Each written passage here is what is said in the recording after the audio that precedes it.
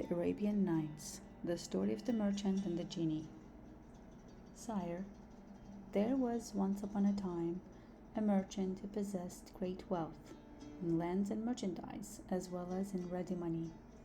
He was obligated from time to time to make journeys to arrange his affairs. One day, having to go a long way from home, he mounted his camel, taking with him a small wallet in which he had put a few biscuits and dates, because he had to pass through the desert where there was no food to be got. He arrived without any mishap, and having finished his business, set out on his return.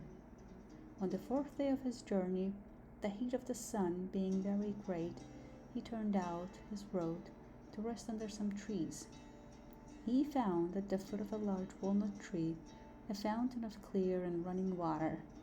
He dismounted, fastened his camel to a branch of the tree, and sat by the fountain, after having taken from his wallet some of his dates and biscuits. When he had finished his frugal meal, he washed his face and hands in the fountain. When he was thus employed, he saw an enormous genie, white with rage, coming towards him with a skimerar in his hand. Skimerar is a sort of sword. "Arise," he cried in a terrible voice. "Yes, this is the genie that we know. Let me kill you as you have killed my son."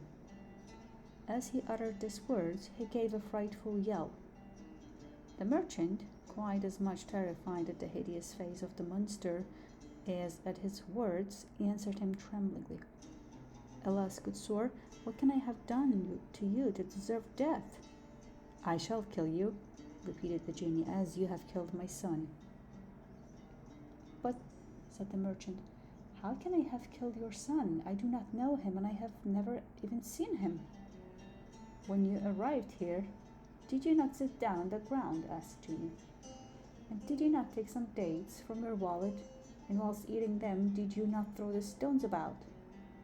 "Yeah, I certainly did so," said the merchant. "Then I tell you, you have killed my son. For whilst you were throwing about the stones, my son passed by, and one of them struck him in the eye and killed him, so I shall kill you." "Oh, sir, forgive me," cried the merchant. "I will have no mercy on you," answered the genie. "But I killed your son quite unintentionally, so I implore you to spare my life." "No," said the genie, "I shall kill you as you killed my son." And so saying, he seized the merchant by the arm, threw him on the ground, and lifted his saber to cut off his head. The merchant, protesting his innocence, bewailed his wife and children, and tried pitifully to avert his fate. The genie, with his raised scimitar, waited till he had finished, but he was not in the least touched. Scheherezade at this point, seeing that it was day and knowing that the Sultan was very early to go to the council, stopped. "Indeed, sister," said Dinarzade, "this is a wonderful story."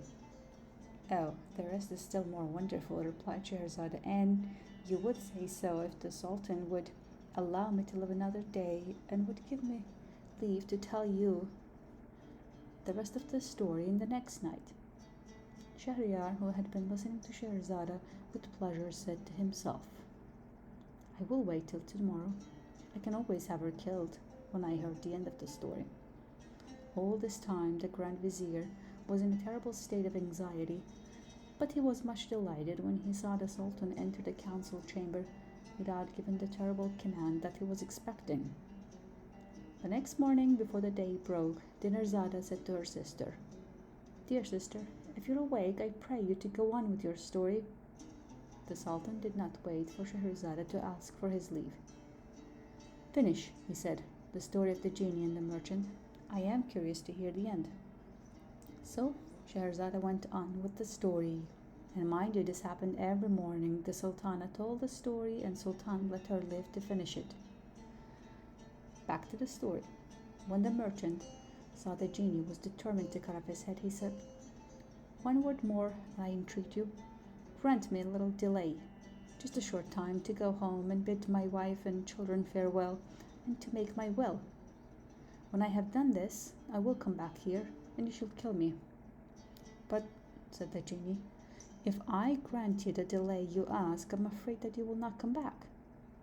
"I give you my word of honor," answered the merchant, "that I will come back without fail." "How long do you require?" asked the genie. "I ask you for a year's grace," replied the merchant. "I promise that tomorrow's 12th month I shall be waiting under these trees to give myself up to you." On this, the genie left him near the fountain and disappeared. The merchant, having recovered from his fright, mounted his camel and went on his road. When he arrived home, his wife and children received him with greatest joy, but instead of embracing them, he began to weep bitterly. So they soon guessed that something terrible was the matter. "Tell us, pray you," said his wife, "what has happened?" "Alas," answered her husband, "I have only a year to live." Then he told them what had passed between him and the genie, and how he had given his word to return at the end of the year to be killed. When they heard the sad news, they were in despair and wept much. The next day, the merchant began to settle his affairs, and first of all, to pay his debts, he gave presents to his friends and large alms to the poor. He set his slaves at liberty and provided for his wife and children.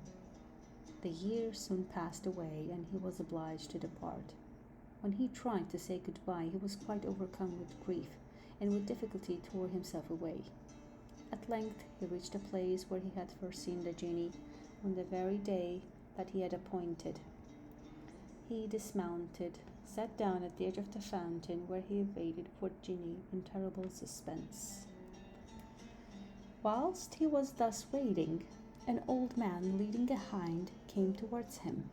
They greeted one another, and the old man said to him, "May I ask, brother, what brought you to this desert place, where there are so many evil genii about? To see these beautiful trees, one would imagine it was inhabited, but it is a dangerous place to stop long in." The merchant told the old man why he was so obliged to come here. He listened in astonishment. "This is a most marvelous affair. I should like to be a witness of your interview with the genie." So saying, he sat down by the merchant.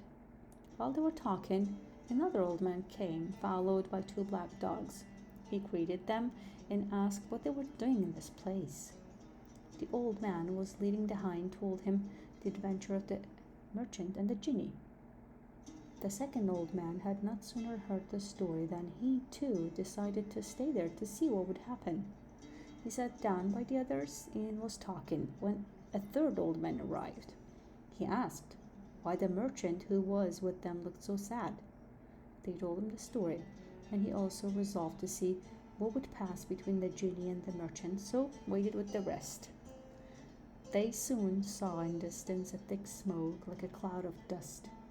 This smoke came nearer and nearer, and then all at once it vanished. They saw the genie, who without speaking to them approached the merchant, sword in hand, and taking him by the arm said, "Get up, and let me kill you as you killed my son." The merchant and the three old men began to weep and groan. Then the old man, leading the hind, threw himself at the monster's feet and said, "O Prince of the Genii, I beg you to stay your fury and to listen to me. I am going to tell you my story and that of the hind I have with me, and if you find it more marvelous than of the merchant whom you are about to kill, I hope that you will do away with the third part of his punishment." The genie considered some time and then said, "Very well, I agree to this." Stay tuned if you want to hear what the story was about.